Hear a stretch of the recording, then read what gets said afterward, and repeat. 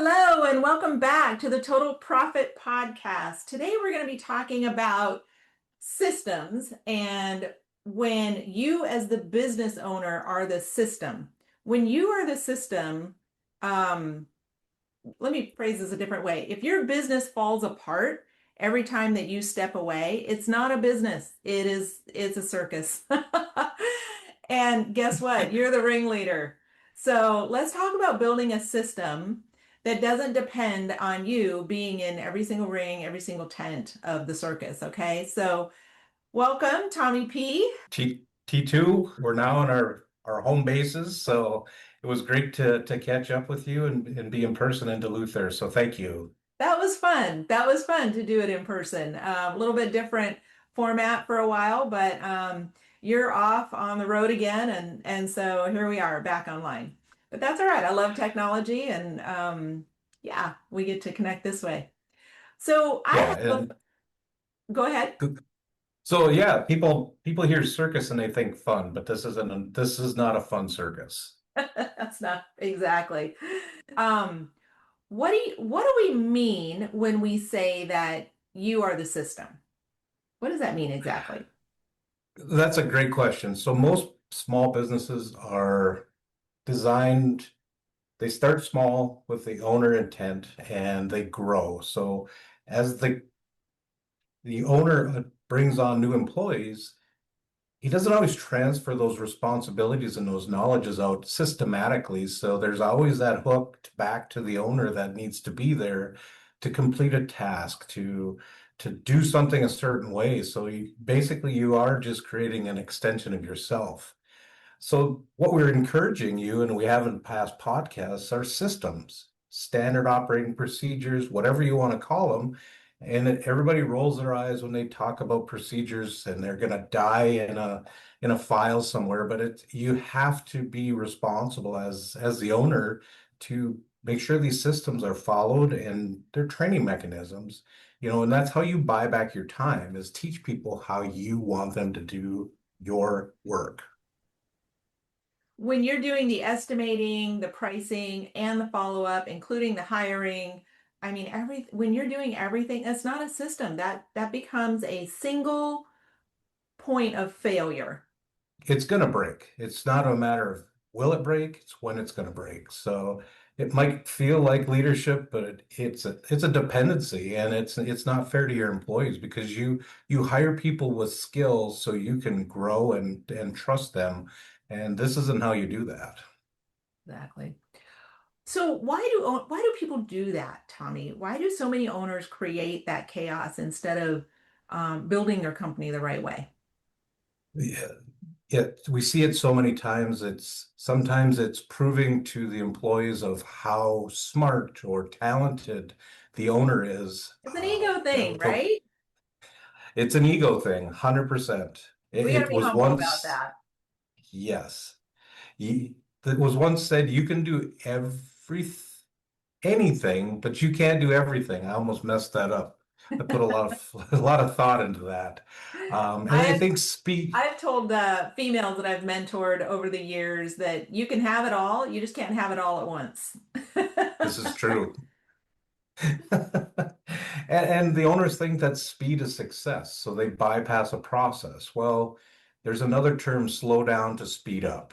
Let's make sure it's methodical in what we do, get those, and take the time to build repetition and let the employees grow and blossom. And it's always amazing what an employee will do with trust and encouragement. It's like fertilizer and water to a plant. But So, then they go oh, go ahead. ahead. I was going to say that No, chaos, it feels like control sometimes, but it's not. It feels like you're in charge of everything, but you're really not. When you're in constant reactive mode, it is absolutely exhausting.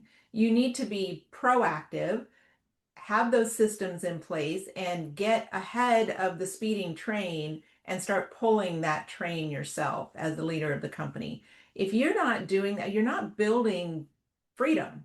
You're building a cage to live in, and your business is very quickly going to lead you to burnout.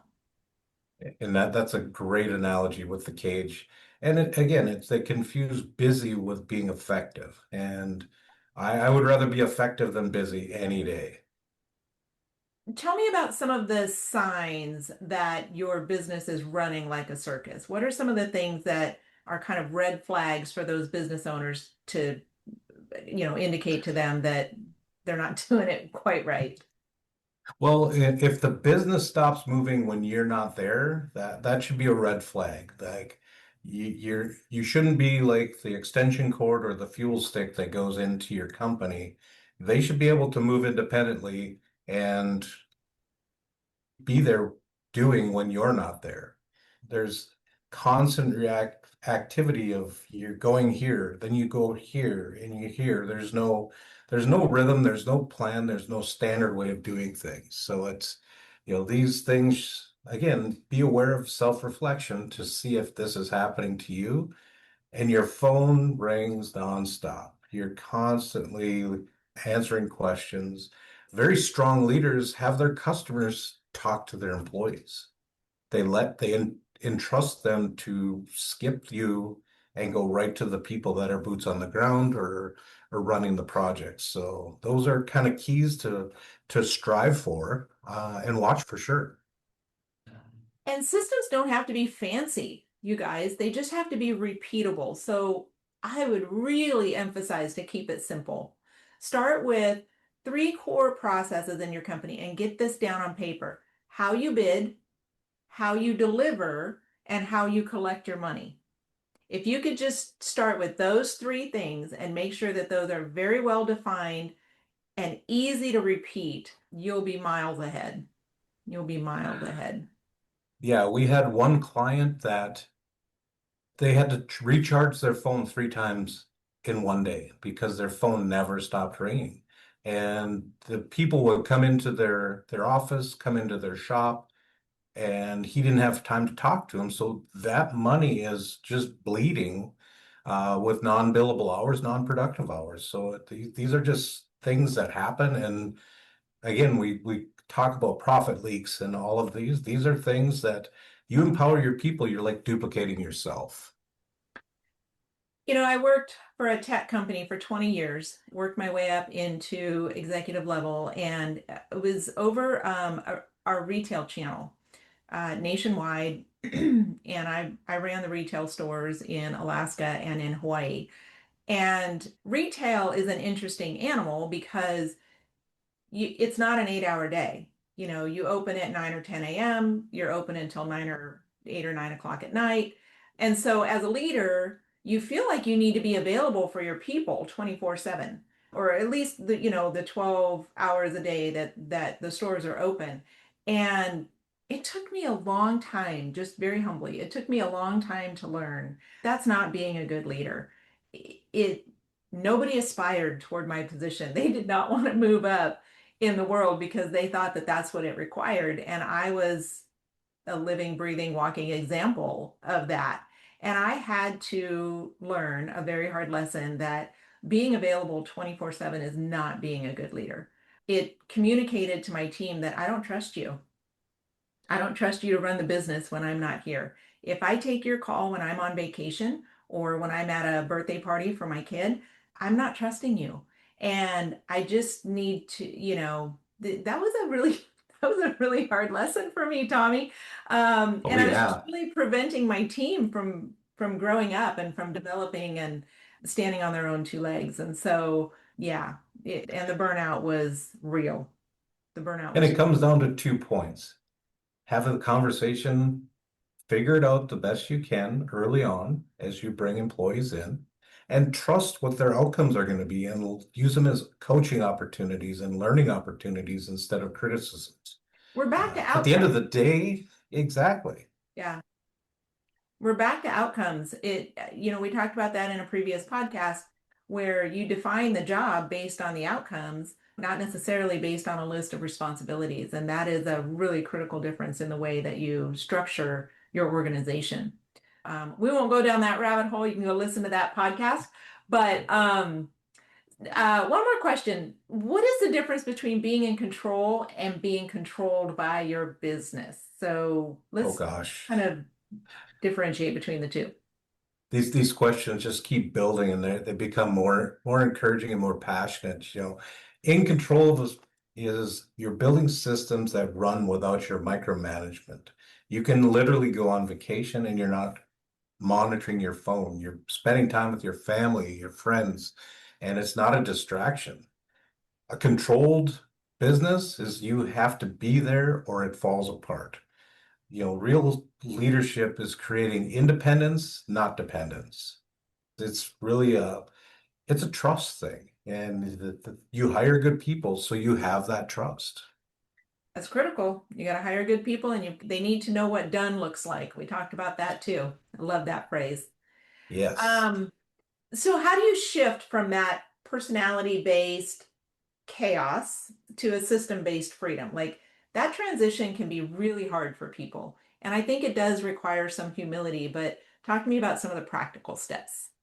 Well, then it can be a daunting task looking at it from the starting point, but just take it in little steps. Document key processes, even if they're messy. Just get into those details and then run it by the employees to see if it makes sense. Because if you interpret it one way, they may interpret it another. Another one is building a rhythm, daily huddles, weekly scorecards, monthly reviews, however that looks. Get out there and communicate what that's trying to do. Everything is repetition and practice, and it's going to take some time, but it's worth the investment of your time at the end of the day. Delegate outcomes, not just tasks. So let people own the results, as we just talked about. Let them make decisions and don't critique, but teach. I would have maybe added this component here, or did you ever think about this?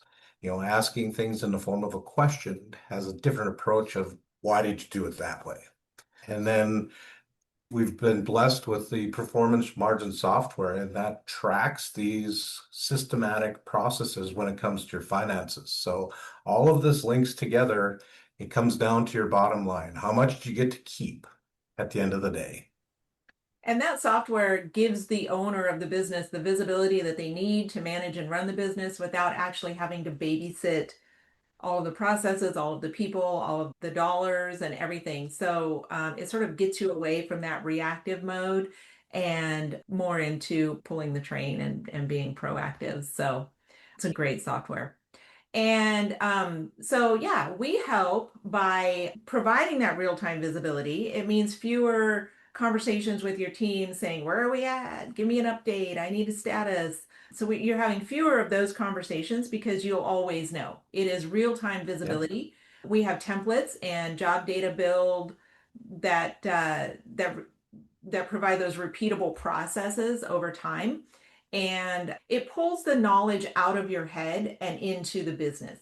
You can train somebody up who, whatever your exit strategy is, train somebody up into the business very, very easily using the processes that we help with. So, again, like Tommy said, just start with a few core processes, keep it very simple, but start with how you bid, start with how you deliver what you promise on, and how you collect your money. Just start with those three. So, your challenge for the week this week is to pick one thing that only you know how to do, just one thing that only you know how to do, and document it. All right. Train one team member to take it over. And then congratulate yourself and go get yourself a beer or a massage or something because you just stepped out of the circus ring. It starts And with the first step. It sure does. at the end of the day, take a Take her cool. cool. It's all going to be okay. It's going to be fine.